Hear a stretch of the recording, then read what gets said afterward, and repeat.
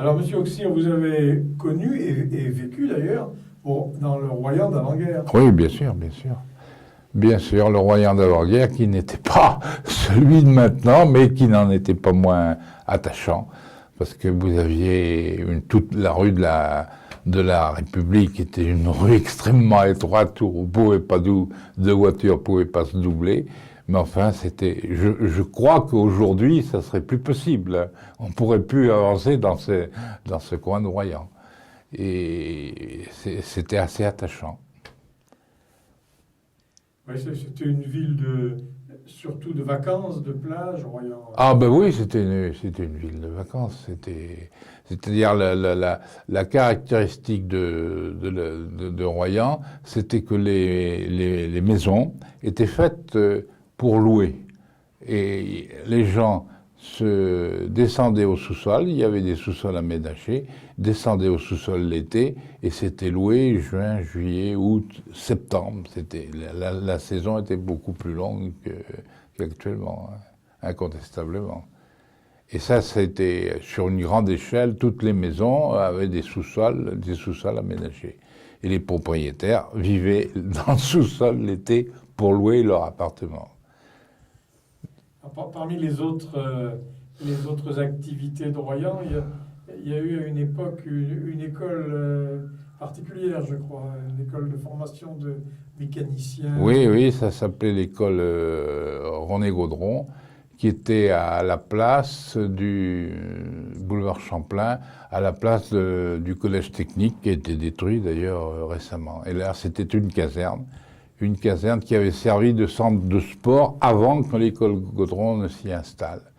Et l'école Gaudron a tenu là pendant plusieurs années, et ils avaient construit des petits sheds qu'on appelait des petits hangars très bas, qui servaient pour installer des bancs d'essai, des ateliers pour l'éducation des pilotes et des mécaniciens qui venaient en stage.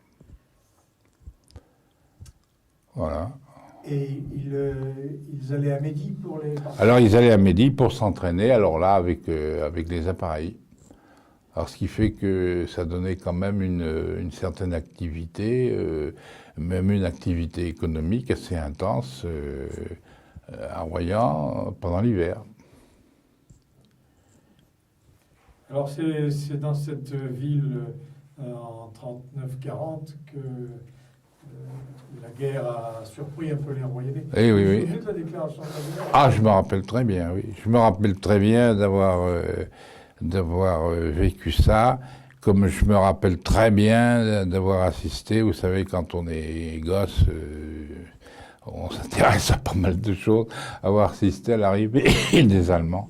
C'était un dimanche après-midi et j'ai l'image des sidecars allemands qui gardaient l'entrée de la poste et les troupes s'étaient stationnées en haut du port, là, sur l'esplanade qu'il y avait en haut du port. Toutes les troupes allemandes étaient là avant de commencer à s'installer en ville. Et d'ailleurs, c'est d'ailleurs peu de jours après qu'il y a eu l'assassinat d'un officier allemand au Golf Hotel. Très peu de jours après. Il y a eu des conséquences. Ah, il y a eu beaucoup de conséquences. Il y a eu des otages qui ont été arrêtés et puis ensuite ils sont partis, qui ne sont jamais revenus. Ça, c'était le premier acte vraiment, vraiment important de l'installation des Allemands. Et dans le parc, tout le parc, ça faisait un réservoir énorme pour des cantonnements. Hein. Les trois quarts des maisons du parc étaient vides, quoique il y avait quand même des gens évacués qui étaient restés à Royan puisqu'ils n'avaient plus ils ne savaient plus où aller. Alors ils sont quand même restés à Royan plusieurs années, mais il y avait beaucoup de maisons de ville que les Allemands occupaient. Les personnes qui avaient été évacuées de l'Est de l'Est et du Nord, oui. Alors il y en avait qui avaient des maisons à eux, ici, puis il y en avait d'autres qui louaient les maisons en attente de remonter dans leur pays respectif. Mais ce qu'il y avait, c'est qu'il y avait quand même un malaise relatif parce que il y avait beaucoup de gens qui vivaient de rentes. Et bon, ben, au moment de la guerre, tous ces rentes, tout ça, ça s'est écroulé. Et il est venu le rationnement alimentaire, etc. Ces gens étaient extrêmement malheureux parce qu'ils n'avaient pas d'argent et ils survivaient tout juste, ils ne pouvaient pas chauffer, ils étaient logés dans certaines maisons, mais ils étaient très malheureux. Il y avait des gens qui vivaient misérablement à cette époque-là, ici à Royan, sous un aspect, disons, ils n'allaient pas se plaindre au grand jour, mais enfin, moi j'en ai connu qui étaient qui ont été très malheureux. Est-ce que vous avez des souvenirs sur l'aménagement de la côte pour prévenir des attaques, etc. Ah ben oui, ben il y avait pas mal, il y avait beaucoup de blocos. Ça, c'est une histoire qui concerne ma famille, mais enfin, je peux vous en parler, vous en tiendrez compte ou pas. D'ailleurs, il existe encore, c'est un blocos qui était après la plage du Conseil, là. En bordure après Ponteillac. C'était une superbe propriété qui appartenait à des anciens pâtissiers de Royan, très connus à l'époque, qui s'appelaient Bernery, et qui avait une villa qui dominait tout, avec des vignes, etc. Et puis les Allemands ont réquisitionné cette villa, ils l'ont fait sauter, et à la place, ils ont fait un blocos qui existe toujours. Et alors, là, j'en reviens à la chose personnelle. Ces gens-là étaient personnellement amis à mon père. Et ils avaient une villa avenue d'Esmy. Et cette villa, ils se sont dit, bon, ben, on en a perdu une, on ne voudrait pas en perdre une autre. Bon, bref. Alors, ils ont demandé à mon père s'il ne voulait pas aller déménager pour occuper cette villa, pour pas que les Allemands en prennent possession. Ce qui fut fait. Et cette maison était juste derrière une villa qui existe toujours, qui s'appelle Tanagra. Et alors Tanagra, c'était un mess pour officiers supérieurs, etc. Alors nous, on était juste derrière. Et puis, le malheur a voulu qu'il y ait un obus qui tombe sur cette maison. Est-ce que c'était pour qui visait le mess des officiers? Je n'en sais rien. En tout cas, il n'y a eu qu'une maison détruite dans l'avenue d'Esmy, ça a été la nôtre. Voilà. Et alors, mon père est arrivé quelques jours après la libération. Il y avait encore des choses à récupérer. Nous étions évacués en Charente. Il est revenu pour essayer de récupérer quelque chose. Et puis, quand il est revenu, il n'y avait plus rien, tout avait été pillé, etc. De même il avait un local commercial qui était rue de la Garenne, et il avait voulu rendre service, lui, à quelqu'un qui tenait un hôtel, qui lui avait dit, bon, mais on va mettre les tables, les chaises, les bidets, pour pas que les Allemands le prennent. Bon, ben d'accord, si tu veux. Et ben c'était éventré aussi, et c'était pillé après, c'était volé. Voilà des petites choses qui se passaient, qui se sont passées. Vous étiez dans cette villa du parc, derrière le mess des officiers. Oui. Est-ce que vous avez pu assister à des particuliers? Oh, il y avait beaucoup de bruit, et des ripailles, des boissons consommées exagérément, certainement. Mais enfin, bon, ben, nous, on n'a jamais été inquiétés pour ça.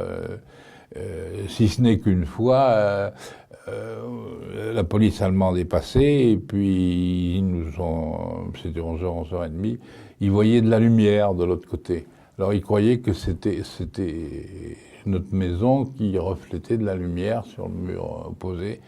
Et ils sont rentrés, brillamment, ils sont allés voir, ils n'ont rien eu, et résultat, c'était au mess qu'il y avait de la lumière.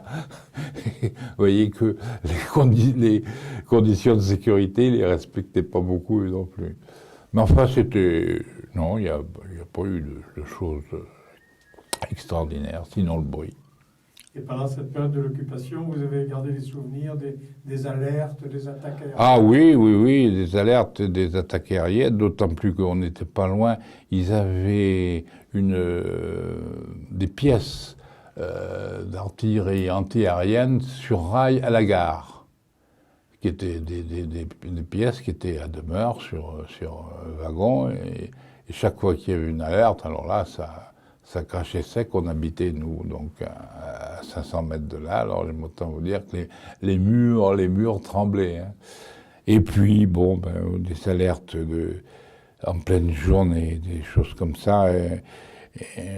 Vous avez les gosses, on voulait toujours voir, etc. Tant et si bien qu'il y a une jeune étudiante qui avait reçu un éclat d'obus et qui en est morte en face de la Société Générale, qui se trouvait à l'époque au Carrefour.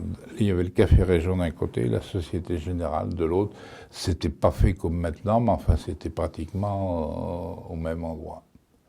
Et alors le record des records, c'était le 15 août 1944, le bombardement de toute la flotte qui se trouvait ici dans l'estuaire de la Gironde.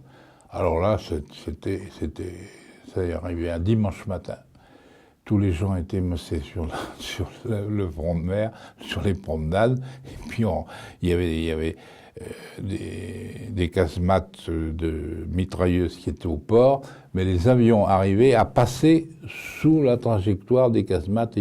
Les autres ne pouvaient pas aller plus bas pour atteindre. Alors ils enfilaient. Il y avait beaucoup de bateaux ravitailleurs de carburant. Ils enfilaient les obus et les bombes dans les cheminées des bateaux authentiques. Et ça, après, l'incendie a duré pendant 3 jours, 3 nuits. Les bateaux étaient incandescents. Le fuel réparti sur la mer brûlait, etc. Alors, il y a eu des dégâts humains considérables. Et les vedettes, il y avait des vedettes légères qui amenaient les blessés sur le port. Et alors là, il y avait une sélection, c'était les infirmières, les souris grises, les infirmières allemandes, qui voyaient un gars et lui arrachaient la chemise, bon, s'il ne réagissait pas, allez, classé mort, il était peut-être gravement blessé, mais enfin, ça fait rien. Et puis d'autres, bon, on les emmenait tout de suite à l'hôpital.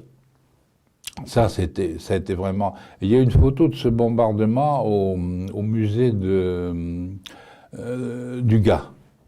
Il y a une photo aérienne où on voit très bien tous les bateaux qui étaient là, parce que c'était un refuge de bateaux, quoi, dans l'estuaire de la Gironde.